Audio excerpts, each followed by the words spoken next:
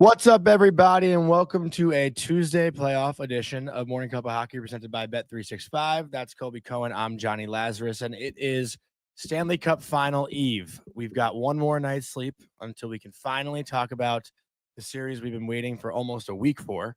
I'm actually getting very impatient, so I can only imagine how impatient Colby is over there after his rant on Friday. But we do have a double dip in guests today. We got Brant Berglund and Frank Seravalli coming on. Two completely different conversations, both good friends of the show.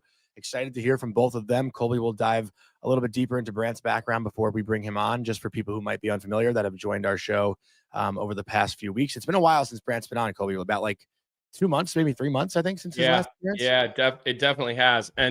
And Frank will be coming to us from Edmonton too, because he will be partaking in media day today. But honestly, I feel like that you lose steam when there's this many days between games. Like, sure, people like us and our chat are hungry, and we're all dying for it. But I just feel like the casual fan almost forgets it exists. Yeah, you know? Look, Matthew Tkachuk goes on Pat McAfee, and like there's been stuff and there's bit, but I just think it loses a little bit of steam when you have this many days between games. But we will get to Brant here in a couple of minutes. And you're right. I did want to kind of go through, like why we find Brant to be such a fascinating guest for this show, because as you all know, like I'm not somebody who looks at analytics and just drinks the Kool-Aid, right? Like I'm somebody who's usually pushing back on a lot of analytics narratives.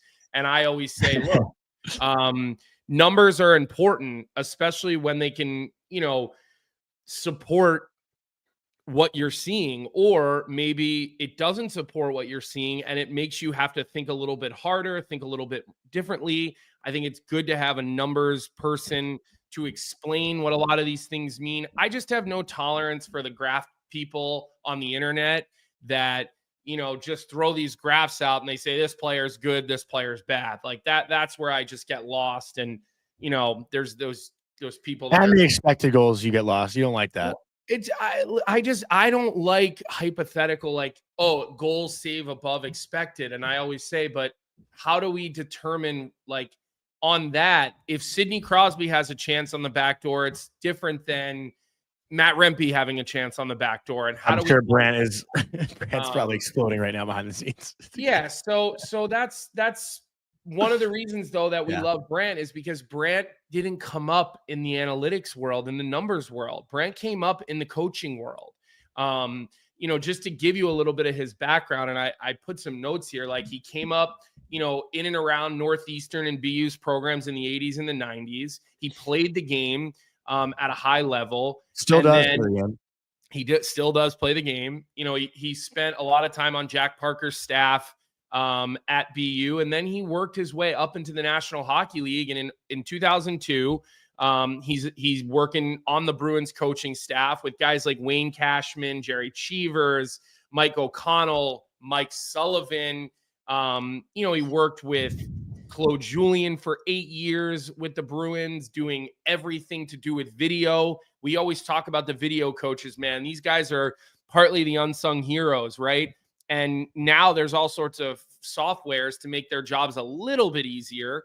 But to have a guy who just understands this from a hockey perspective and from an analytics perspective is great, right? And so when I'm watching a goal that gets broken down in a game, I rarely reach out and text Brant, what did the numbers look like on that? Although he may share what the PGR looked like or whatever. But we did that last week in our Draisaitl debate too.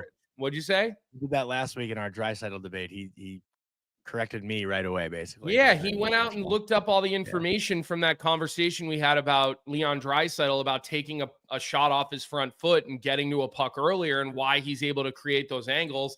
And he went and found the charts and the analytics and the numbers of it to support my argument. And I mean, God, we all know I love that, right? Yeah. So, again, those are some of the things that he's done in the coaching realm. He was in 2007. He was on the World Championships team staff with Mike Sullivan, David Quinn, and Barry Smith.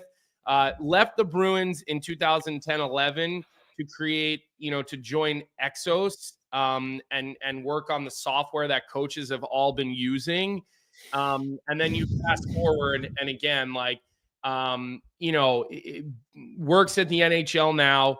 His title is Senior Director of Coaching and GM Technology, right? So everybody in the National Hockey League, everything that the coaches and the GMs are using on the bench for scouting, for trades, for drafts, he is the senior director for all of that technology, helped create it, and pave the way for all of that type of stuff. So again, a very well-rounded individual in the game of hockey. We're going to bring him on for the next 30 minutes and just, talk about a couple of data and analytics things, and then really just talk overall about what he's seen and where this whole Stanley Cup final may go. So let's bring him on. I don't want to waste any more time. We know he's patient back there. So just want to give a quick word from our sponsor, Proraso, the most complete choice for shaving and beard care. Made in Italy since 1948, Proraso has been a staple of Italian culture and barbershops globally for 4 generations. So get 15% off at Proraso-USA.com with our promo code Hockey15 in all caps, Hockey15. And Brant is in New York. I mean, he's ready to go, dialed. You're dressed for a game day, it looks like, honestly. The hair is perfectly coiffed. It's definitely different being in the office and my attire, but I'm here. Are you ready to roll? How many? Are you getting impatient? How many days a week are you down in New York at the offices? Or I usually try to get down here once a month, but and then I travel. I go out and see teams and go to different events and do things like that. So, will you be traveling for the Stanley Cup final at all? At this point, no, but never know. He's traveling to my apartment to watch Game 1 on Wednesday. A trip to South Florida wouldn't be the worst thing, right? I mean, a day or two in South Florida wouldn't suck. No, but it was. I'm not complaining, but it was toasty walking to the office this morning. I could tell you that much. I'm not quite sure how I deal with the humidity in Florida at this point. I gotta acclimate. My northern European heritage probably doesn't do too well in the. Yeah, I'm like the Forrest Gump of hockey. I always joke around about that. I've been around for a lot of cool stuff. I got to run around on the ice when Northeastern won bean pots in the 80s after games, and now you can blame me for some of the iPad stuff that's on the bench, and I don't know, just been around a lot of awesome stuff, so pretty fortunate. I'm answering a chirp in the chat because Moira Marine said not everyone can look homeless and hold a job. I was actually typing saying I look handsome, don't say that, but not to get off topic here, Brant. So I woke up this morning, and after debating for the past 4 or 5 days what my official pick is going to be, and I submitted one to Daily Faceoff to use for a graphic that they're going to post, but I am going against that. The pick I am going with for the Stanley Cup final that I woke up with this morning is Panthers in 6. And I'm sure that's the unpopular opinion. My heart wants Edmonton, but my brain is telling me Florida, and I can't keep betting against this Florida Panthers team. Looking into the analytics just a little bit, what edge would Florida have right now over this Edmonton team? Because it seems like everything I'm hearing, everything I'm looking at almost favors the Oilers a little bit more than Florida right now. Well, let's back into the analytics side of it, because as Colby said, I deal a lot with that, but I try to look at the game and consider those intangibles that often get banned in the analytics community, right? Is there a team? I occasionally hear this voice that says it's hard to eliminate teams from the playoffs. It's hard to end the season. I feel like I hear it generally around 9 a.m. in the morning. Colby says it all every day. So he's right? Yeah. But is there a team that enjoys it more than the Florida Panthers? Everyone's been saying they smell blood in the water, and that's when they're the best. They've got 10 stone cold killers when you give them a puck in a dangerous area. They don't typically have a very high average projected goal rate, but they score. And, I think that's something that the numbers don't necessarily favor. I mean, where's Sam Bennett scoring from? Right in the paint, right? He's leading the playoffs, right? In goals. I mean, there's a good balance there. I think they have, did I read that 15 of their goals came from defensemen? Yeah, I think so. Yeah. I think that was the number. That's balance right there, and it's spread out among, I wrote that down somewhere. I think it's 7D have 15 of the goals, right? So that's pretty remarkable. Their depth is excellent. And, I love that I get to defend someone else's opinion, because I'm not here to have an opinion. Yeah. I'm supposed to have opinion on things. So, I mean, if you're going to talk about why Florida has a chance to win this series, those are the things you talk about. And then, there is the idea that Sergei Bobrovsky has been there, and he steps up in big moments, right? So not to dumb it down, if you want to talk about ice tilt, you're talking about two of the teams that have been in the top 4 in ice tilt in the last 2 seasons. They're middle of the range right now in the playoffs, largely because for Florida, they play Carolina, who is the ice tilt master, right? They're the ones who spend the most time in the other team's zone and set up shop well, right? A lot of other teams attempt to put a puck on net, they'll recover it, they'll put another one on net. Carolina kind of pulls you out, puts you back in, pulls you out, puts you back in. Yeah, that's where they rank right now. And then Vic, I feel like every time I come on here, I owe Vic a coffee or a beer or something because I send like 90 slides over. But even if you go back to the regular season one where you can see all 32 teams, you can see where they fare. They're much higher, right? Carolina all the way to the left there. If we look at the other one, Carolina's first, and then right behind them are Edmonton and Florida. Let me just stop you for 1 second. Leave this up, Vic, please. Brant, give everybody like a little rundown of exactly what ice tilt is, and just like a quick little refresher so everybody who's new or everybody who's here with us all the time can just kind of jog their memory on what does ice tilt mean, because I do think it's a great stat that you always share, and actually it's the one stat I always come to you for, because I feel like you can really listen to the word ice tilt and you can wrap your head around what it is, but it's maybe not exactly what people would think. So maybe you could give a little high level definition of what it is ice tilt means. And the graphic is clear, it's easy to obtain. Yeah, I didn't send one over, but I do love that line graph that shows the progression of the game and what the tilt is. So like, let's start with what's zone time and why is this different than zone time? Well, zone time uses where the puck is, right? And if I graphed on that timeline where the puck is, what's it going to look like? Johnny, give me a rendition of what it would look like. Graphing where the puck is on the ice, right? Even just going north and south on the ice, it would look like this. Yeah. Right. So like the problem with zone time is if a defenseman's in full control of the puck on a neutral zone regroup standing inside their blue line, his own blue line, he gets a demerit. Right, because he's inside his own zone. He dumps the puck in, the defensive team goes back and sets up behind the net, control breakout, no pressure. Again, that's a demerit. Same thing is also true if they're really under pressure and they're standing in front of their own net and under siege. So you have 3 things that are very different that are all the same in terms of zone time.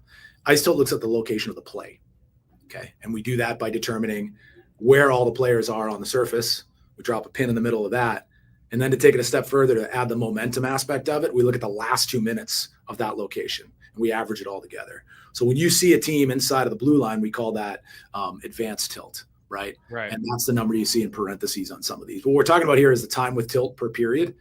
So we're actually looking at, on average, how much they play with the tilt in every period. It's pretty remarkable that, a team like Carolina has the ice tilt on average across the first 2 periods. You try to eliminate the score effect. Third period pushes by teams that are trailing. So you look at the first 2 periods here, but they're 3 minutes better than their opponents on average. So now I'm gonna ask you this, right? Yeah. Take your analytics hat off for 1 second and put your GM hat on.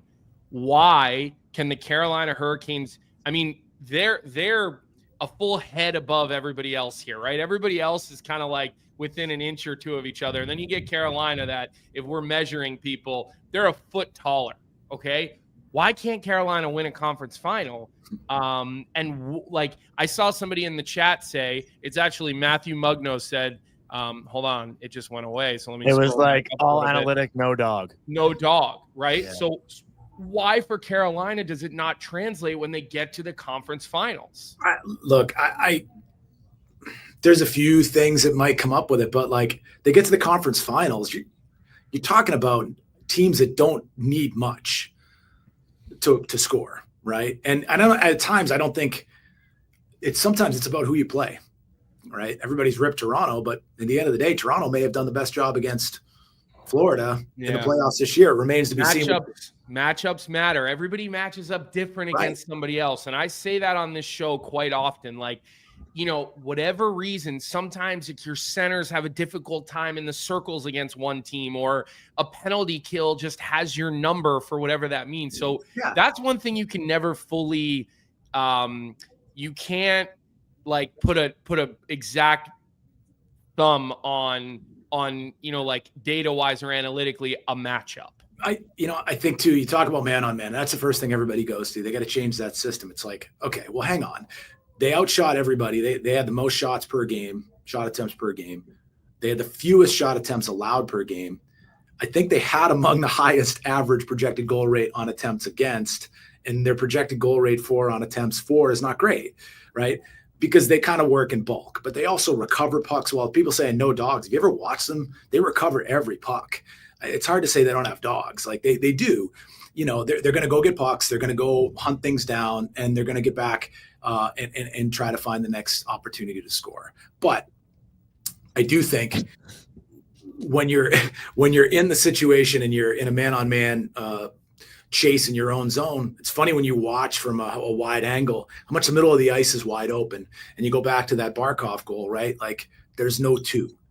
Florida plays man-on-man as well, or a version of it, but they have better layers. They have different layers, right? So like there's trade-offs in the way you play. You're trying to kill plays before they start by playing an aggressive man-on-man on and off the puck. That's the thing I think it's a little different with Carolina is what they do off the puck, right? How tight are you off the puck? A lot of teams that do play man-on-man have a rule about the second player. Like you got to kind of leave your mark a little bit to be able to go back up. Barkov, Mike Sullivan said it in, I think it was the first playoff series I was ever in. I don't even know the year at this point, but the Bruins and President's Trophy winners, we play Montreal in the first round, and it's a dogfight and it's a knife fight just because of the rivalry and the ghosts and all that stuff, and all that's at play. And I hear people say momentum doesn't carry between games. Man, I say that. It felt like it sometimes being on the coaching staff. But like at the end of the series, Joe Thornton, Glenn Murray were this unstoppable duo, and Mike Knuble was on that line too. They used to call it the 700-pound line. The point was Knuble was always in the goalie's eyes. Muzz was always in a great shooting position, and Joe used to find him until, as Mike Sullivan said, Montreal took away Joe Thornton's eyes. And what does he mean by that? Well, if you force somebody to defend the 6 feet around them when they have the puck, they can't get their eyes up, make them face the boards, make them constantly have to check the puck, look down. It's very difficult to find that player who's open in the middle of the ice, right? And that's one of the reasons why he ended up switching to a box and one system, because of what he learned playing against Montreal as a coach. But like, I think that's one of the things that you can talk about with Carolina is, can they adapt a little bit? Can they soften up there too, but keep that fight up that they force teams to be in? Can they get a little more help? I know listening to different interviews with players that have gone there, it's like they call for help. That's the way that they have layers. When someone starts to get in trouble, they let everybody else know. And I think you have to be a great communicator to play there. Like, I think you have to have great skating skills. I think you have to have a great stick, and you have to be able to communicate. Yeah. But that's sort of like, if you're going to go into it, I don't think it's wrong. I think any team can succeed with any system, but every system is going to have weaknesses and advantages. There'd be no goals if there was no mistakes, and there were no, right. You'd never see a goal in the NHL. If you played a strict box and one, like, you would just be sitting inside the dots waiting and getting hit with pucks and blocking a million, and you'd never be able to generate offense. And there was a time when that was going on.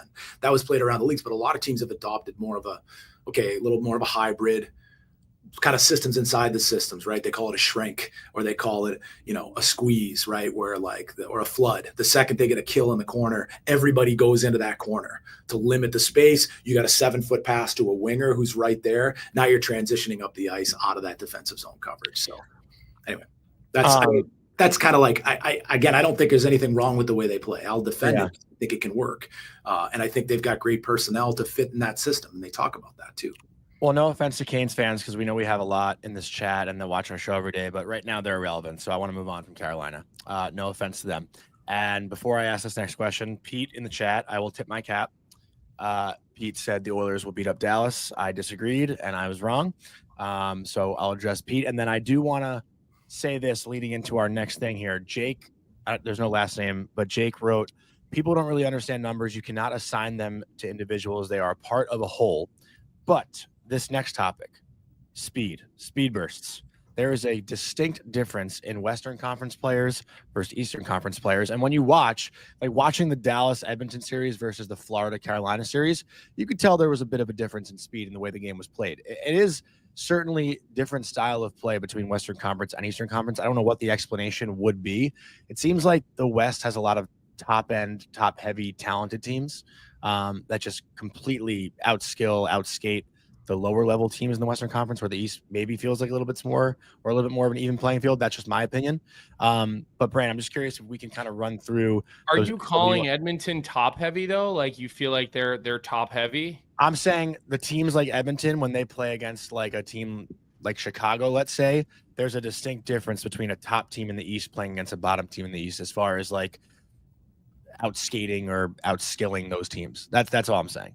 Okay. Maybe not the best explanation of it, but when I watch Edmonton, I just wanted to clarify. I wasn't challenging you, by the way. No, I know you weren't. Because now I'm going to go look it all up, and then I'm going to challenge you on it and tell you why you're wrong. But I just wanted to clarify before I don't even know if yelled it's something at you can look up, to be honest. I'm just saying based on the games I've watched. Like when I watch, the Washington Capitals play against who's the worst team, like the Buffalo Sabres. It's not like the Capitals are skating circles around the Sabres. No. But when you watch Edmonton play Chicago, that's what you're watching. Right. That's kind of what I'm getting at. Although Chicago can skate. Like Chicago, for all its lumps, they can skate. I mean, that they do have a number of guys who can move. I hear you. I get it. I get what you're saying, but I just want to make sure we clarify that. But we looked at these speed bursts, and it's pretty much all Western Conference players that were in the top of the 20 miles per hour plus speed bursts in the playoffs, outside of Bobby McMahon and Seth Jarvis. And I'm just like wondering if there's anything that Brant has picked up on as far as the West versus the East in that regard. I more put this together because I thought it was really interesting, right? Yeah. First of all, I like going down to 20 miles an hour just because it's a little more realistic, right? The max speed's always interesting, but it can be very situational. You'll see a lot of players trying to negate icings. You'll see a player on the power play coming up the boards away from the bench side. But this is more practical to look at. And, they played almost the same number of games, Hintz and McDavid, and Hintz gets talked about for how fast he plays as well. But look at McDavid's numbers. He's just not even close. I actually wanted to say I forgot which player on Dallas said it, or I don't know if it was a Dallas player, but someone said the one guy who could have maybe caught McDavid on that breakaway in Game 5, was Hintz. Someone complimented him. And he did. That's what I love. Oh, I know. Yeah. It stunk that he came from the wrong side of his body, right? Yeah, he didn't seal. He needed to seal that side and take his chances on the other side, but you just can't. You just can't. Also doing it on a fractured foot. Yeah. Exactly. I've coached it for years. You try to stay on the forehand side if you're chasing somebody, right? That way they got to go to their backhand side. My daughter is watching it. She goes, "No, I would have stayed on the backhand." She's a high school hockey player. She goes, "I would have stayed on his backhand side there." Why? I'm not going to get there. I got to at least give the goalie one side and not two that he can go to. The shooter can go to. I'm like, well, it's a pretty good interpretation of it. Well, and also it's funny, Brandon, I know you know this from doing all the years of video study that you have, on a set breakout, what do you always tell F1? Force them to their backhand side. Don't, when a team, and when I say set breakout to everybody, when a defenseman stops behind the net and he's waiting for his wingers, he's waiting for his partner, and you always see that first forechecker basically stop in front of the goaltender. Yeah. And then, some teams chase, some teams don't. Every team I've ever been on, we've been coached to chase the guy out to his backhand side. You're not going to make as strong a play. You don't have as much ability. So similar thought process there. Seal the forehand side, push him to the backhand side. It is. And it's funny. Matt Mugno just posted, puck moves faster than man, right? I think that's one of Florida's strengths. Do they really ever carry the puck? No, they don't. It's tap deep. Maybe Barkov, and that's it. Tap deep. Yeah, maybe Mikula, if he gets room. But even that, you go back to that highlight play he made 2 series ago, right? He touched that puck 4 times from goal line to goal line, but how long was it on his stick? I mean, the longest it was on his stick when he was trying to go around the defender and extend himself to make that pass. Wait, which play you're talking about? You're not talking about the Carolina play? No, this was, it was, he had this play where he Colby and I talked a lot about it. Actually, it was a breakout that he took 2-touched it up the wall to somebody, got it back, noticed they were changing, beat his coverage. It wasn't a Carolina series actually, because I remember saying how would it was early on. Wasn't it the Mikula play? That's what I mean. It was Mikula. Yeah. You're right, it was that's an example of them carrying the puck. But even that, he got rid of it twice in that process and just supported it coming up the wall. I think it's I think it's a great, it's a great thing about Florida. They can play fast, right? And because of the way they move the puck. But, if you look at the defensemen, on that speed chart. By the way, I don't know if they can throw it, somebody can throw it in the chat, but like all this stuff is on the Edge website. The Edge IQ stuff is not, but the Edge stuff in terms of player speed, shooting speed, all that is on NHL.com. There's a great set of tools up there. You should go check it out. But we have, if you looked at the defensemen from the West, or from in the speed burst category, they're 20 miles an hour and over. It's much more balanced. There's Panthers up there. There's Stars up there. There's Oilers up there. Like, it's much more balanced, right? And speaking of Mikkola, right? And yeah, I'll call out, oh my gosh, he's faster than Cale Makar. Well, Cale Makar hasn't played as many games in the playoffs. This isn't a per game count. This is just a raw cumulative statistic, right? So we're talking about, more games, and that's probably why he's over. But if you look, there's a balance between East and West there among defensemen that doesn't exist with all skaters. I don't know why. Seeing Cody Ceci up there is wild. Well, I mean, again, part of it is a lot have dropped off because they're not playing as much, right? Yeah. Many games. But what this does stand to do is allow a reference between Eastern and Western Conference, because there's an Eastern Western Conference team in the finals. There is at least one team that have played the same amount of games, right? And then there's a second set that have played around the same amount of games. It just got eliminated. So anyway, The balance is there. I don't know what it is, though. I don't know what it is. I think it's the game's a little more open maybe in that conference. Maybe there's some more space for these guys to get moving. And yeah, I think the fact is that there's some faster players. Yeah. But how likely, Brant, you're showing us some of this information here, and obviously, like, Johnny took a shot at the Sabres, and I referenced Carolina. Nico Mikkola is a great sort of test study here for like recency bias versus playing really well in the playoffs, and then you start digging into his numbers and how do they look like. If you're going into a contract negotiation, right, and let's say you are the player's agent. Okay, I'm going to put you on the other side of it. I asked you to be a GM earlier. Now I'm going to ask you to be the player's agent. Like, is this something that you're presenting to an NHL team to try to get your player more money?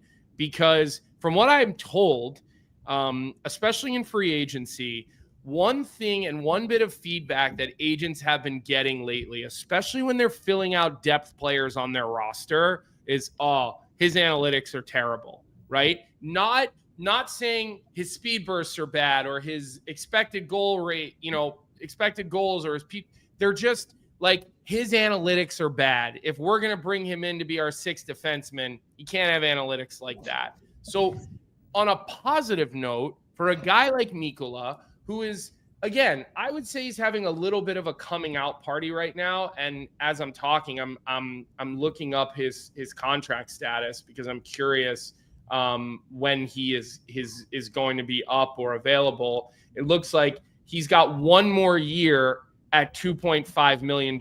So that would mean July 1, he's eligible for an extension. So if you're his agent and his numbers look great, is that something you're reaching out to Bill Zito and you're saying, look at his numbers, not his goals and assists. Look at his speed bursts. Look at his, all of his underlying advanced statistics. It's hard for me to comment in some regards on it in my position in terms of like what's available and what's not available, but like the stuff that's all on .com and they have access to, I think you're always going to make an argument for your player. I could just say something quick, Brant, to support this. Like, Calvin DeHaan went on Cam and Strict and talked about how every team has sports logic and all the players can see their analytics. And like, that's what Calvin DeHaan's big frustration was with the Rangers this year, where his analytics in the 3 games he played were all positive, yet he couldn't find his way into the lineup because I guess, Laviolette and the way the Rangers looked at it, they just, whatever, it's a separate story. There's a difference there, though. You're talking about having a GM agree to a contract. And but I'm saying the players know, and the players see it, and the players. Yeah, I mean, look, the players use numbers all the time now, right? And it's all part of it, right? I think you're gonna have some things you use that you can cite. You're gonna have some subjective things you're gonna bring up, right? I mean, the negotiations I've never been a part of, obviously. I think agents are going to start using this stuff, sure, if they have access to it. Yeah. but what's actually allowed in some of these debates, especially if it goes to arbitration, that's a very complicated thing to answer. And I'm not probably going to, and I'm probably not educated enough on the topic to comment on it. But yeah, it's, I look, there's numbers. I support both. Like, I think there's gut, and then there's numbers, you know, and we had a situation in the playoffs with a goalie poll where I think, you know, first of all, like, I want to say Ray Ferraro did a phenomenal job being on the bench next, like, literally, so he wasn't in the phone booth like normal and away from everybody. He's literally sitting next to the guy that just got pulled. And you talk about the professionalism he had. He covered both sides of it, which I love. That to me is where you want to educate people. Why did it happen? Why is it the right move? Why is it maybe a questionable move? Whatever. And I think, you know, I keep hearing this voice say things like hockey's easy with a space bar. I think it's around 9 a.m. in the morning. But I love that quote. We've made this game so easy. We all sit at home, and nobody, again, I'm just going to say it. I said it when I was on here last time, 5% of shots go in. I'm going to pause. I'm going to say it again. 5% of shots go in. The number of, I think it's like 30% of shots from the low slot don't end up on net. I'll go look that up and circulate it later, right? Hockey's hard.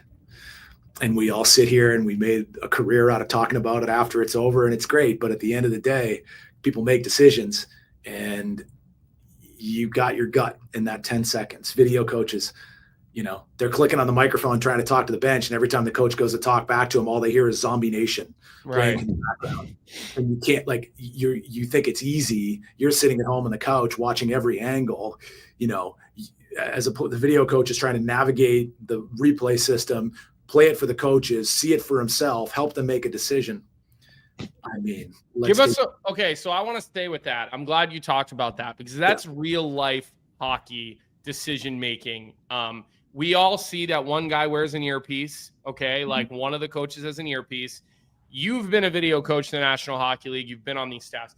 Take us through that process, right? The challenge process, whether to challenge, whether not to challenge. Like, as the guy in the room watching the videos, are you saying you have to challenge this? Are you saying, like, I think you should challenge it? Like, what are the, like, just, I guess, take us through the different scenarios of how that plays out on an NHL bench, especially during a playoff game where everything is so heightened.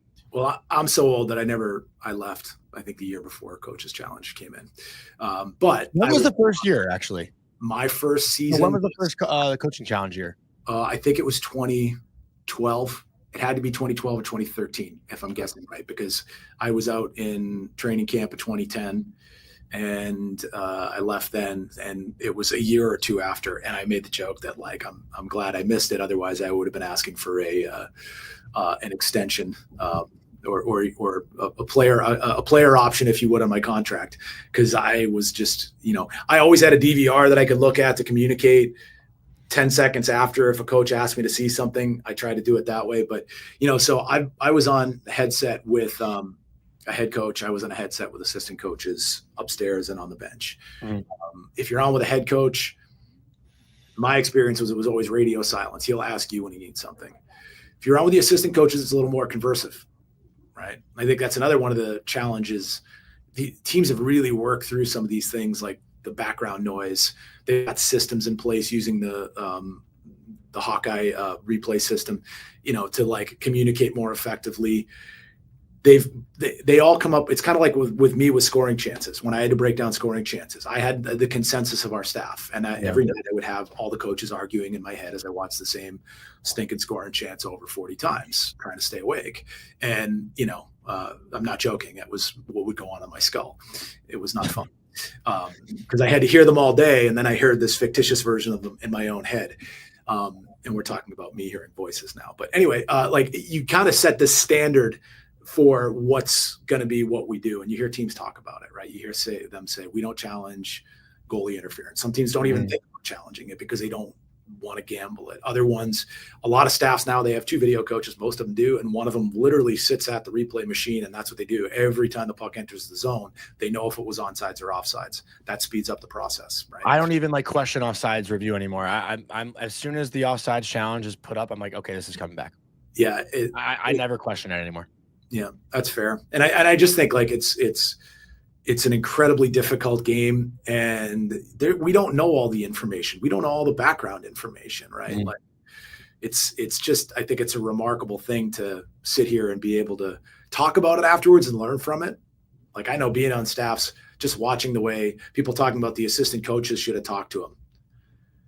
In the 10 seconds he made the decision? I know. That was like, listen, I obviously have a lot of respect for Brian Burke. The guy has done everything in the National Hockey League. But when he said that on Jeff Merrick's show, he said on the sheet, he said something like, I blame the assistant coaches for not calming Pete DeBoer down. And it's like, look, that's, that I'll walk it back a little bit. Like, yes, maintaining the composure of your head coach, the assistant coaches can be really effective in doing that. That's one of the greatest things I got to watch, was different people with different background experience with a head coach, like coaches that had coached with them before on the staff, coaches that hadn't, how they both interacted with them. Like, were they friends? Were they new? But you still have to find your way to impact the situation as an assistant coach. So, like, it's not to say that they shouldn't, but in that moment, does he really want somebody running over to him and tucking him to sleep? No, like, especially when the second something happens now, the camera goes right to the coach on the bench. You know what I mean? No way. No. And Steve Spott has been with him forever. They were in juniors together in the early 2000s. These guys have been on benches together for 25 plus years. And Misha Donskov coached with him in Vegas. And I still don't believe in that moment that Steve Spott's job is to try to control a head coach who's been one of the most successful coaches without a Stanley Cup that we've had in multiple decades. And you kind of have to let him go off. Like, there's a reason he's getting paid to do what he does. Now, we've talked about it. He very well may lose his job in the coming days. Like, that's the world that we live in. But I will, again, he's stoic too. It's not like he has his emotional outbursts. I respect the shit out of what Brian Burke's opinion is about anything. I will always respect it. He's earned his opinion on that is valid, by the way. It is valid. I don't know situationally that it could play out like that. Also, we didn't really revisit this. We talked about it, I think, on Friday's show, but obviously there was the press conference over the weekend, and I'm just reading Sam Nestler's tweet, who covers the Dallas Stars, and he said Pete DeBoer said the coaching staff debated possibly starting Casey DeSmith in Game 4, and Ottinger had played more games and seen the most shots of any goalie. He was also dealing with an upper respiratory issue in the playoffs. Like, it wasn't an emotional decision that DeBoer made in that moment. Like, it seemed like there were things leading up to that decision in prior games that maybe put him over the edge to actually take Ottinger out. Like, that's what came out after the fact. So that's all I'm saying for people that maybe didn't see that quote. Like, it wasn't just like, oh, you know what, 2 bad goals, take him out. And I don't think it's an emotional decision, but I do think, like, how many times has he climbed the mountain, that guy, Peter DeBoer? Like, he's been he's never gotten to the top. Well, no, but he's made it to the Stanley Cup Finals 4 times. He's Mr. Game 7. I'm sure he'd trade that in tomorrow. Like, I guess what I'm saying is, like, at some point in time, he's going to play all his chips in that moment, because maybe he really feels that strongly about the team he has. And he's like, this is it. This is the deadline. I got to make a move here. Again, it's not saying yes or no, the decision was right. It's just considering everything that goes into it. And when we're on the spot saying, oh, I disagree with that, it's like, if you feel that compelled about it, pause and think about it, because there's something you're probably missing. If it happens that fast, you know what I mean? Everybody's going to have an opinion on it, but it was a big thing like that. That's just, you don't really see that so often. No. In a desperate time. Like, if anything, I was surprised. Like, what was the conversation we were having? It was the same people saying, like, the same people who were mad that DeBoer yanked Ottinger were the people that were mad that Hellebuck wasn't yanked at any point when he was playing poorly. Yeah. All right, look, I want to do the Draisaitl thing really quick before Frank comes on, because I think it's relevant to the series. So, Vic, if you could fire that up a little bit here, and we can let Brant talk about the whole Draisaitl thing, because we're going to get Frank here in the next probably 2 minutes, coming to us live from Edmonton. This was like the conversation that we had on the show about how Draisaitl is able to score from better angles, because in my opinion, where he takes the puck off the front of his foot, and then Brant dug into that a little bit analytically to show us what the numbers would say. Yeah, I mean, I think that's the story of Leon Draisaitl, right? He's a guy that, he doesn't typically shoot from the middle of the ice. And when we don't shoot from the middle of the ice, the ability to get the goalie off angle is probably greater. Think about how difficult it is in the middle of the ice to get a goalie off angle. There has to be a deep involved or a short pass, and he had the highest average goalie angle to the puck line in the regular season at 26% across all of his attempts, right? 75% of shots in the league occur when the goalie is less than 15 degrees off angle, 75. But the projected goal rate, the actual goal rate on that is around 3%, right? That's the eye chart we have here, right? You can see in the top left, you can see what the averages are for the league. Remember, AGR is actual. Projected is our model, and you can see how close that matches. So that's in the top sort of left of the screen there. If we go to the bar chart at the top, the blue one, you can see that breakdown I was talking about, right? 75% of the shots in the league happen with the goalie less than 15 degrees off angle, but the actual goal rate is only 3%. That shot we just watched is in that second band. But you can see the further you get the goalie off angle, the harder it's hard. Like, look at the percentages of the attempts there. That's a quarter of the shots are in those. Only a quarter of the shots happen when the goalie's more than 15 degrees off angle. But if you look at the list of players that did it, a lot of it makes sense. I mean, you think about some of the goals Scheifele scored in that first round. He scored one right next to the net, right? He had that chop tip like Crosby has, who's also right? Those players next to the net have a chance to catch the goalie off angle. And one of the things that you look at, though, is on that windup, is it a back scratcher? It's a one-timer, right? Is it a Pasternak back scratcher? Is it a Zibanejad back scratcher of a one-timer, right? Ovechkin? No, he doesn't even pick a stick up off the ice. I watched it again this morning, right? So Vic, there's a spider chart that shows, if you have the edge site charts there for Draisaitl, the one category he isn't in the 90th percentile and above on our edge site is shot speed, and he's in the 60th percentile, I think. Yeah, 62nd percentile. Yeah, there are his shot speeds. Right, he's only had 11 shots on the season, shot attempts on the season that were over 80 miles an hour. Right, top speed was 87. Like, I'm not saying he can't. He just doesn't need to. Yeah, doesn't need to. No, and in fact, at that point, he's taken a lot off of it because he knows exactly where he's putting it. Pinpoint accuracy, yeah. Right, it's just making sure that I got to hit my spot with this, and I just think that's a really interesting thing to look at because, the other guy at some point in the offseason we could talk about was Tage Thompson. Oh. Tage Thompson's projected goal rate on shots isn't great. He just blows it by you. Yeah. Totally different goal scorers. Yeah. Totally different types of goal scorers, But so you go and you apply that to the series, right? You think about the way Florida scores goals, right? Turnover down low, out towards the dot line. And quick play back to the net. Goal killers we talked about score, right? With Draisaitl, he's off to the side of the net. He sneaks behind coverage a little bit. He disappears, and he's got guys that can get him that puck in that spot, whether it's on the power play or even strength. So it'll be an interesting thing to watch, knowing that, it's kind of like what everybody would say about Ovechkin, right? Why don't you just go stand with him in the penalty kill? Well, he doesn't move. But there's also four. I mean, in the heyday of the Washington power play, there's four other. Even in his prime, though, Hall of Famers on the ice with them. They're going to score if you do that. Like, they'll take the 4-on-3 if you do that. So you're crazy to do it. You got to share the coverage. But so why don't you go stand with Draisaitl over there? Because he moves. He's not always in the same spot. There's some deception. There's some rotation, right? Like, hockey's hard. Yeah. All the time. It's fast. It's difficult. Easy with a space bar, Brant. Easy with a space bar. As someone who clicked the space bar a lot in their career. All right, look, we appreciate all the information today, and we'll circle back with you here throughout the Stanley Cup. Before we go, do you want to make a pick? Do you think can you make a pick? Not allowed to do that. Okay. No, never. Yeah. I'm excited to watch it. I just think it's I think Edmonton. The one thing you got to talk about with Edmonton is they fell off the mountain last year. And they had to climb all the way back up. There's a lot more desperation there. They've learned a lot. They've got some guys that are going to get them emotionally involved a little more, right? But all the pressure's on them. You think so? I think so. Pressure's not on a repeat? I think it's all on Edmonton. Yeah.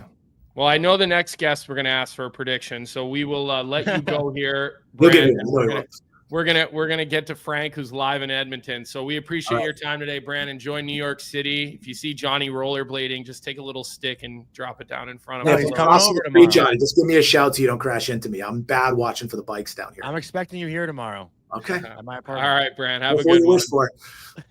See you. Thanks, Brant. All right. Awesome stuff. Don't want to waste any time here before we get to Frank. So I just want to give a quick word from our sponsor, Budweiser. Budweiser is encouraging buds to make time for playoffs, not excuses. Every goal, every check, every win is better enjoyed with your buds. So phone a bud, text a bud, ping a bud, and call out their excuses for bailing on the playoffs. After all, the playoffs are the most wonderful time of the year, so make them count. When it's springtime, it's go time. And let's bring on Frank, live from Edmonton. Frank, good morning. Good to see you. Yeah, you too. What's the temperature like out in Edmonton right now? What's going on? So it's, I think about, let's see, right now it's 50 Fahrenheit going to 62. That's your weather report for today. And Johnny, I just want to let you know that I'm here for 5 nights, 6 days to begin the Cup final. And I didn't check a bag. Yeah. You're a better traveler than me. It's okay. Fair enough. Hey, and I don't know if you can hear it, but my shower's on right now, and it's actually de-wrinkling my stuff. That's how it works. That's how you do it. So my Frank, mom was take us really through. For me, by the way, about that. Take us through what today will be like for those who are at home. You know, obviously, you're getting on a plane going across North America for this to the beautiful province of Alberta, mind you. So what will today entail for NHL Media Day? It's like a kid in a candy store if you're a media person. Yeah, so essentially the way it works is the Oilers will practice first, and then their coach and general manager, Stan Bowman and Chris Knobloch, will have a press conference. And then after that, literally every player on the team is available at a pod, and you can sort of walk around from pod to pod and talk to whoever you want to or need to. And then the same thing happens for the Florida Panthers. So you get every person that you could possibly want in 1 4-hour span. And I've found that as a media person, if you do it right and you come in with enough good ideas, it can set you up for the whole series. You can get 7 to 8 great stories to tell in talking to everyone. So it's one of my favorite days of the year, really looking forward to it. And I think the NHL does a great job of making sure that everyone's available. Is there someone on each team you're most excited? Okay. I was just going to say, anybody in particular you're really looking forward to catching up with today? I just think, look, I'm not going to give away all my stories. Thanks, guys.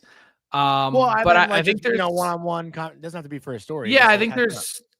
Look, I always look for players that have a unique story to tell. Last year, for me, one of the biggest ones that I look forward to talking to was Kyle Okposo on Media Day. Had been his whole career, hadn't gotten close, gets dumped into this Florida Panthers team, asked to take a totally different role, and does it really well, and gets back into the lineup in the Cup final and gets his name on a Stanley Cup. There's lots of hinting. That's kind of hinting at someone, maybe. What's that? That's kind of hinting at someone, maybe, for a story for this year. Yeah. Hey, I'm always looking forward to catching up with Corey Perry, who, how many Cup finals is this now? I think 5 of 6. 4. Yeah. It's a lot. 6. And is 0 for his last how many? Why will this one be different? And by the way, I know this. I know that he wants to keep playing next year. I mean, why wouldn't he? The guy's still effective, and he's more effective in the playoffs than he is in the regular season. So why wouldn't somebody give him $1.5 million to come be on their team? Like I would. He's just turned 40, 19 goals in the regular season too. Like, it's not as if the regular season was bad. And for that money, it's insane value. Yeah. I mean, listen, there's a reason Chicago brought him there in the first place. I mean, and then obviously we know he made his way to Edmonton under, certain circumstances, but teams still want Corey Perry. He's obviously still, brings something to the table within the locker room. There are a couple other things, Frank, other than the Stanley Cup final, like news around the league. And again, there's still coaching vacancies, which like I'm almost like kind of tired of talking about. So it's not really where I want to go. But I thought the Yanni Gourde contract yesterday was interesting. 6 years, $2.3 million, full no trade clause. Feel like these never work out, these long-term short money deals, whether it was Pierre Engvall getting one, whether it was he's up to 33, Colby. Was it Blake Coleman, or no, Barclay Goodrow got one like that? You know, like, is a GM doing that because he's like, I won't be here to see it through, but then with Julien Brisebois, probably will be there to see it through. What did you make of that deal? This is actually different than most of the ones that you mentioned because, as Johnny astutely pointed out, of Gourde's age. And I think what we saw last season, really for the last 2 seasons, is a player that, one, has really slowed down, and 2, has really struggled with injury. So this contract that's been signed, this is my personal opinion. I think this borders on salary cap circumvention. Yeah. Because I think what it does is it artificially lowers the AAV. And the Toronto Maple Leafs did this with Chris Tanev. They were really kind of the first one to do it. And essentially what they're saying is, hey, we don't want you to go to free agency. We want to keep you. You tell us how many total dollars you'd be looking for in free agency. And then we'll put together a deal that essentially just chops that number in half on our cap, and you still get the total dollars. And we don't care if you actually play till the end of it or not. And everyone's happy. We've got a low cap hit. You've got security. You're staying in a place that you love. And this one probably isn't going to register on a huge scale with people because the actual AAV and dollar amount is so low that, I mean, let's just pretend for a second that Yanni Gourde is completely healthy all the way until age 40 and plays it through. Well, there's a lot that he has to live up to on his end of the bargain, which is he's got to remain a really good player to remain in the lineup. And if not, he's someone that could be put on waivers and sent to the AHL. He's someone that could go on LTIR. Essentially, the way the Lightning have looked at it, we'll address whatever that situation is then whenever it happens. Yeah. And we'll find a way out of it because maybe at that point in time with the cap increasing so much, the price to bury a contract in the AHL is less than what that is. What's it right now? 1.1. You can bury 1.1. Yeah. So like even right now, you only would have a 1.2 cap hit if it happened tomorrow. And with the cap going by the end of this contract, the cap could be $130 million. I mean, it could. There's a new CBA on the horizon. So I agree with you, Frank. This definitely raises eyebrows in every direction that you're talking about. Well, I mean, how many players, we just talked about them, but how many players are actually effective at age 40, and let alone ones that slow down as much as Yanni Gourde has? Like, with all due respect to Yanni Gourde, Corey Perry is a Hart Trophy winner. This isn't like a random run-of-the-mill player that we're talking about. And Obi just scored special player playing at 40. Yeah. Yeah. Obi's 39, no? Something, he's isn't he like 39 years old? I don't really get the comparison. No, I was just saying, like, he's doing it. He scored 43 goals just now at 39 years old. You think Johnny Gourde's going to score 43 at 40? Saying that's another guy who's like performing at that age incredibly well. I don't know. But that's what I'm saying. Those guys are in a special elite category. Yanni Gourde has never. I wasn't comparing. I was throwing out another name. Yanni Gourde was in the ECHL at age 24. Like, there's a totally different thing. Yeah. I wasn't comparing, guys. Frank, I don't know where it started, but I saw Jason Robertson's name all over Twitter yesterday about potentially being traded. What have you heard about this? And is there any validity to it? What about the Dallas Stars in general? What's real and what's not real about what's going on in Dallas right now? Great question. Was seeking answers last night as I was connecting in Denver on my way to Edmonton. I think there were lots of rumblings behind the scenes that people saying, hey, are the Stars making a coaching change? I don't have any evidence of that. And I asked no fewer than 10 people that would be connected and in the know. And in fact, many of them had said that over the last couple of days, the belief was that Jim Nill and Stars owner Tom Ghilardi were not heading in that direction. Doesn't mean that can't change, but just some insight. And then the Jason Robertson name popped up. And this is going to be the week of some wild rumors because this is combine week. Everyone's at the scouting combine in Buffalo. Agents, future draftees, and teams. And they're all getting together. They're all having coffee. They're all having dinner. And everyone's laying it all out on the table. And so what Dallas has to answer is, what do we do with our cap moving forward? If we're changing our team, how are we going to go about changing it? Because they're one of the teams, the few teams that's kind of really locked in. They don't have a ton of cap space. They're going to have to make some considerations. Are they bringing back Jamie Benn? If they are, what are they paying him? What are they paying Matt Duchene? And then you ask yourself, for a team that's lost in a bunch of Western Conference finals in a row, what else needs to be different about this group? And I'll tell you what, Jason Robertson had a very interesting and unusual season. He was on a milk carton from October until December. And then once we got to essentially when the Four Nations face-off roster was named, and this guy that was a 45-goal, 100-point scorer was left off of Team USA, kind of a watershed moment if you think about it, for the Americans to leave a player of that quality and stature completely off the team. He closed the season as one of the very best players in the entire league, and then had a quiet playoff. So there would no doubt be interest at that cap hit, and it's really up to Stars to figure out who stays and who goes.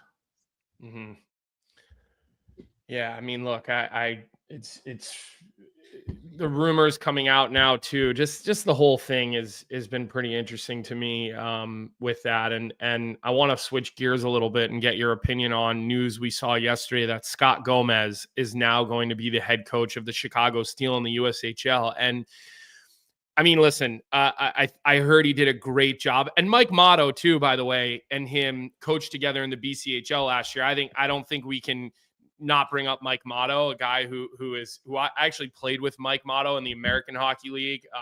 At that point, he was almost a player coach, and boy, was he good at it. And so having him running your defense, you bring those two guys together. I guess what I'm curious about with the Scott Gomez thing is, like, you look around the NHL or the AHL, mind you, and like a former player of Scott Gomez's, stature, I would think someone would just like hand him a job at the pro level as a coach. So it's really interesting to me to see him taking this route from, tier 2 juniors now coming to the US, tier 1 juniors. And then, we are seeing the USHL is developing coaches at an amazing rate.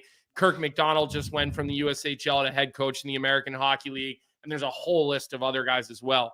Are you surprised at the Scott Gomez news at all, Frank? And am I grasping here, thinking I'm surprised he hasn't had an opportunity in the NHL or the AHL yet? Maybe that part's a little bit of a surprise because, I mean, unless you're a Hall of Famer like Marty St. Louis, like people, and you have a really unique relationship with the general manager, you're not really getting an opportunity like that. Well, as a head coach, of course. Yeah. But you're not like, yeah, I mean, he already was an NHL assistant, Scott Gomez. He's the Islanders for a bit, right? Yeah, he could have kept doing that. I forgot about that. That's a good call. Here's the truth. Full transparency, totally forgot about that. Yeah, it's okay. But here's the truth, is that most players, particularly of Gomez's prominence and what his career earnings were, they don't want to work. They don't want to start at the bottom. They don't think that they need to. And they think that they have all the experience from being an NHL player. Colby, you're coaching now. I don't know what it's like for you, but even just as a simple minor hockey coach, and I played at all sorts of different levels growing up and with you, coaching is a totally different beast. And I don't care how much you think you know about hockey, what it's like, there's a whole process of trying to figure out what you want your voice to be, how it sounds, what you want your message to be, practice. Yeah. There's a million things that go into Really, it. really different. Coming up with drills is even hard in itself. And that's just at a small level. Yeah. To do that at the junior level, then to advance. Look, the USHL is the proving ground. It's the place where if you want to advance, that's where you start. It's where John Cooper advanced to and then moved to become a multi-time Stanley Cup champion. That's where you start. And to go from one to the other, I can tell you that the Chicago Steel, he was a late entrant in their process. They had done many interviews and then found out that Scott Gomez was available and he was interested and got connected with him and were very impressed with his interview. And that's how he ended up getting the job. But he wants to work. And I think that's the key is not everyone does. Mm-hmm. Yeah. I like that he's going through this process because listen, I obviously didn't have anything even remotely on the same planet of a career as Scott Gomez, but listen, I just try to draw from all the guys I played from, whether it's Sacco, Julian, Cassidy, Quinn, Parker. Like you just try to take things you liked from them, take things you didn't like from them, and then figure it out. But the overall like strategizing of like, okay, this is what I want my voice to be and how I want to execute it over the next 8 months.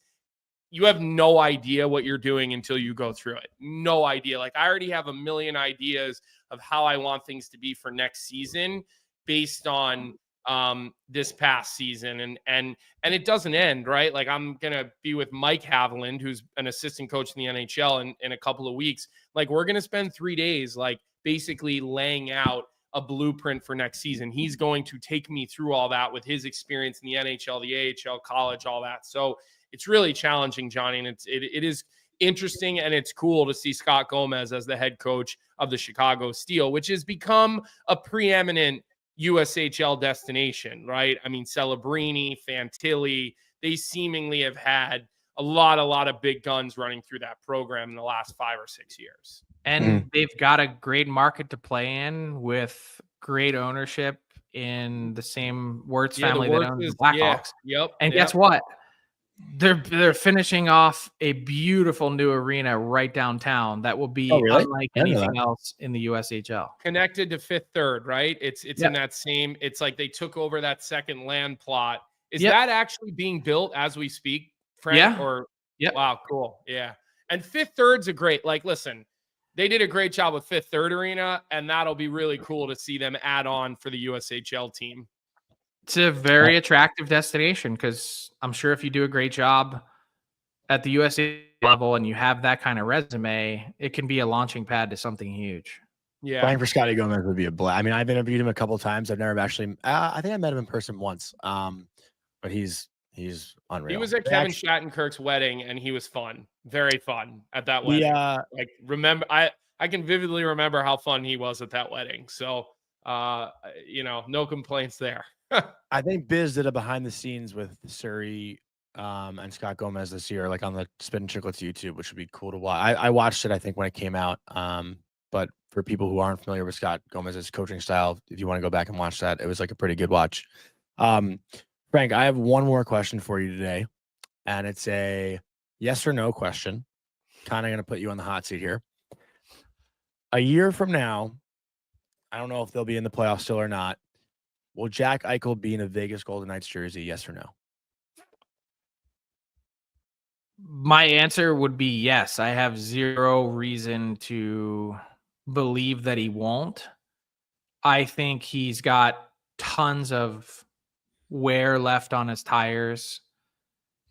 Vegas has other important decisions to make because we saw that team show its age a little bit in the playoffs. And then you look at and you go through the roster and there's a bunch of guys in that 35, 33 range that they're going to have to turn things over. And they do a pretty good job of that. And they're pretty ruthless and or aggressive, depending on which word you want to use. And so, look, the Selke Trophy was awarded to Alexander Barkov yesterday. Also revealed my ballot. Jack Eichel was my number one choice for Selke. he had an all-world season that I don't know will get properly recognized enough in the national scheme for how good and how complete he was at both ends of the ice. That said, he was already at a pretty premium AAV. He's obviously due a raise. So what that number is, Vegas is already paying a huge chunk of it. How hard is it to add a couple more? What would you be comfortable going to, Frank, for Jack Eichel? Well, I think he's every bit worth that 12.5, 13 million bucks. Wow. Yeah. I mean, I'd give him 8 times 13, honestly. Which I'd have no is a really funny thing to say, because we talked about this recently on the DFO rundown, which was, is that one of the best contracts of the last 10 years or one of the worst? The one that he's on now. And I would argue actually that it's one of the worst. Really? He won them a cup. It's like the Sergei Bobrovsky contract question. One of the best or one of the worst? Well, now it's one of the best. One of the best. He won a cup. Yeah. Is it you though? Make $20 million a year. If you win the cup, it's worth everything. That's what. There was no one competing with the Florida Panthers to sign that deal. It's one of the worst contracts of the last 10 years. I don't care what you say. I don't care how many cups. Yeah, I mean, I know, Frank, you and I have such a different view on goaltending. And I said this last year. He came up with some saves and he's worth every cent of that $10 million. And you won a cup, and teams will sell. Cup, you're worth whatever you're paid for. That's the job. No. Literally That's sell not their how it souls works to win That's Stanley the Cup. job. To win So wait, cup. so just look at the last 10 years or 8 years. How many years did Jack Eichel play at a $10 million number? 2? I'd have to look it up. 3? It might be 3 out of 8. 3. I'm saying 3. I'm gonna have to look up the numbers to really give you that. It's a fun debate because there is no right answer, but I would say he did have 82. I mean, he did have 82 points. Did have 82 points in 77 games in 18-19 in Buffalo. He had 64 points in I know what the numbers are. Yeah, I mean, he was basically a point a game player all throughout that deal. Last 3 years. Did have some health issues, and then the last 3 years he's just become a preeminent type of player. Listen, Mike Grinnell in our chat right now, I'm singing the same tune. Every team in the NHL would take Eichel and Bob during their off years with hopes of the next year being the year. And that's where, like, that's not what I'm saying. Because obviously everyone would take Jack Eichel. And I just told you that he's worth 13 million bucks. Yeah. The point is, when it was signed, it was right on the heels of the Connor McDavid contract. And Eichel went behind him in the draft. And the thought process was, hey, if this guy is just a notch below, he deserves just a notch below the 12.5 million that McDavid got. Let's give him 80 million bucks in Buffalo. And he had never played at that level or even close to it. But then he got to it and he won a Stanley Cup. And when you give a young player those contracts, you're generally giving them those contracts based on their ceiling, not where they're at in that moment.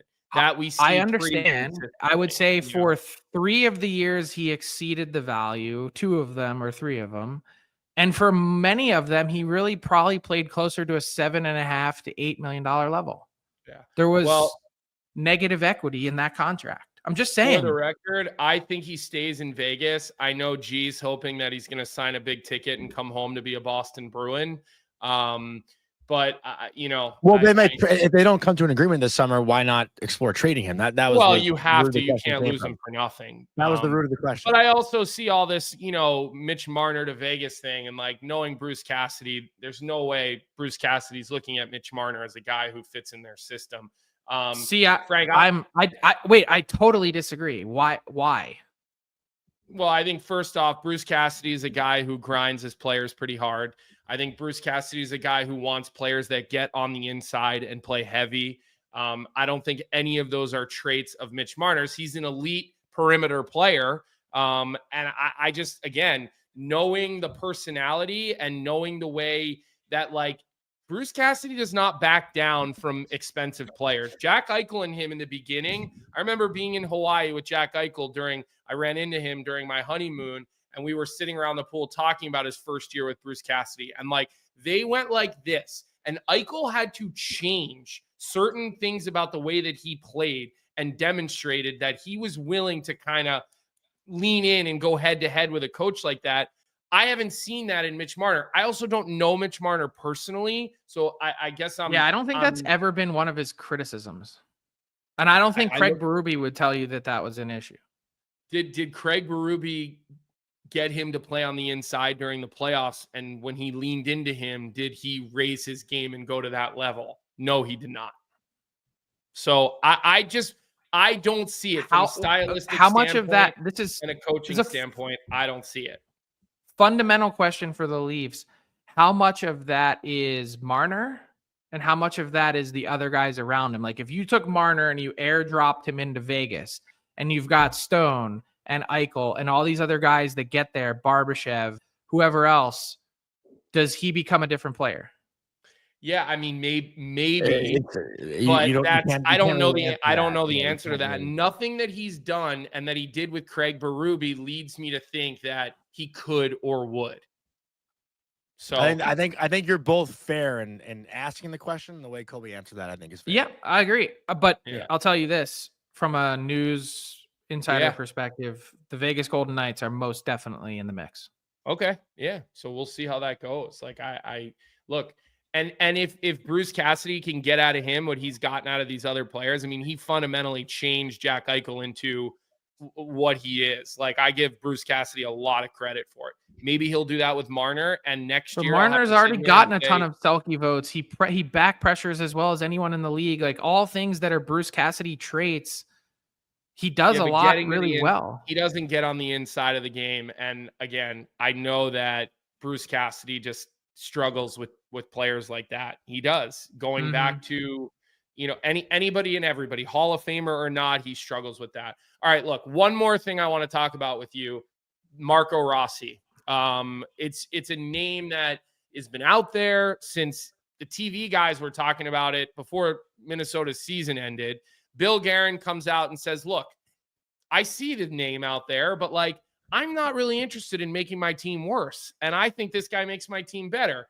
Now, maybe he's doing that to drive up the trade price. Maybe he means it.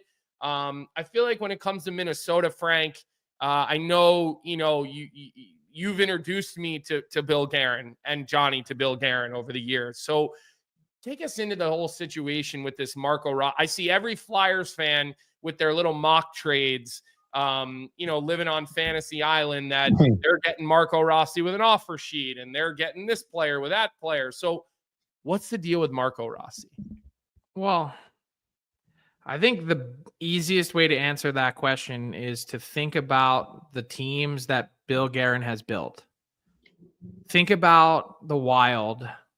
They're big, they're heavy, they're difficult to play against. Joel Eriksson-Ek is his poster child. Then you think about Team USA and you think about the roster at Four Nations and how that was constructed.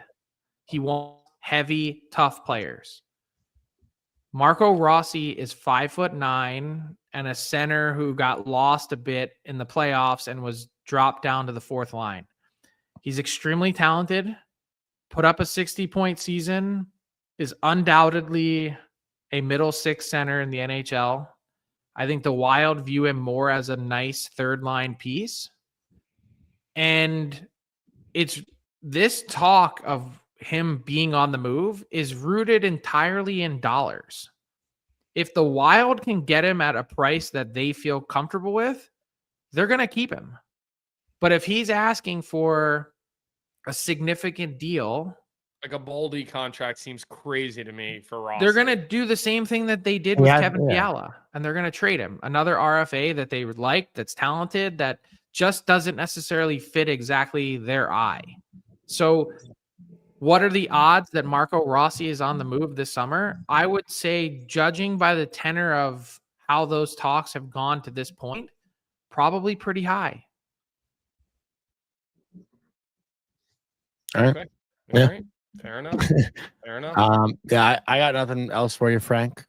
Colby, any last thing you want to enjoy Edmonton, Frank? Yeah. We'll be on the lookout for some of the stories coming out on Daily Faceoff. Obviously, we've seen your your UFA boards and your trade targets boards have been, all over our feeds lately. It was really fascinating to see how Jonathan Toews shot up the list on that one. We'll have to wait until things heat up to bother you more about the Jonathan Toews information, but we appreciate your time. I know yesterday was a long day for you. I know today will be a long day for you. Hopefully there's no flood going on in your hotel room from steaming the suit for too long. And I think we're good.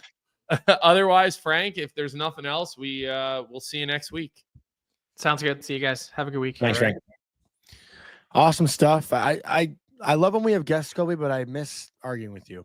It's been back-to-back days now where you and I haven't really had a chance to go at each other. Would you really say that it's not a lot of arguing with me? It's usually just me yelling at you for the most part. Well, I think it's going to be fun these next 2 weeks because you have the Oilers and I have the Panthers. So maybe we'll do a little side bet or something if we can come up with something, or if the chat has something in mind. No tattoos. That's usually something you go out and offer up on your own. We'll get into it more tomorrow, though, with why we like what we like.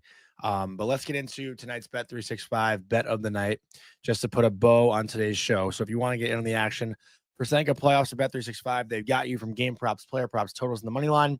You can even bet on futures like series winners, conference champions, the Stanley Cup champions, and much, much more. Whatever your bet is, it's never ordinary at Bet365. So download the app and get in on the game. An official partner of the Stanley Cup playoffs. And remember, you must be 19 or older. Just looking at series prices here, the Florida Panthers are actually the dogs, obviously, because Edmonton has home ice. It makes sense. But getting the Panthers at plus 110 seems pretty good right now before game one starts tomorrow night. I like it. I'm rooting for Edmonton, like I said, but my brain is telling me that it's Florida. Glenn has a good bet. Nope. How about betting the loser has to wear shorts on all I'll never wear shorts on a plane, so it's a moot point. There's nothing in the world that can make me wear shorts on an airplane. I could be going from Florida to the Bahamas, and I'm not wearing shorts on the airplane because it's just not something you're supposed to do. And so that I would say you can do that. You're going to do that anyway. I'll probably do that regardless. You do that anyway, so I don't even know what we're talking about here. All right, that's all we got time for today. Again, it's in a different couple of days for the show just because there hasn't been any games to talk about. Way to go, NHL. Great job with the scheduling. There's only been a week between games here, and half of the casual fans have forgotten that there's hockey still to be played. So we will look forward to that. Other than that, tomorrow's show, big series preview. Maybe we'll see if Tyler wants to come on. Maybe we'll see what Goldie's schedule's like. Maybe we can get him to come on, since it's a couple hours earlier. So I don't think it would interfere with morning skate. So we'll check in with those two gentlemen to see if they want to lean in and give us their ideas of why this series will go the way that they think it will go. I think we both know what those guys are going to pick at least, but always good to get their opinions. Keep subscribing to the Daily Faceoff YouTube page. I did notice that we went up again yesterday. We've got we have less than 900 subscribers to 30,000. So we've got 29,100 something subscribers. So we're down to the 800s to get to 30,000. We've got the next 14 days or so to do it, leading into July 1 and free agency. But we want to get that channel to 30,000. So keep hitting that subscribe button. Make sure you like today's episode on the way out. Let us know what you thought of having Brant on today. Feel free to put that in the comments.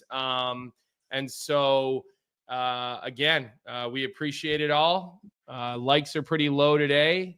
So let's make sure we're pushing those up, pushing those comments up, get those automatic downloads going. Let's get us off to a good start for the month.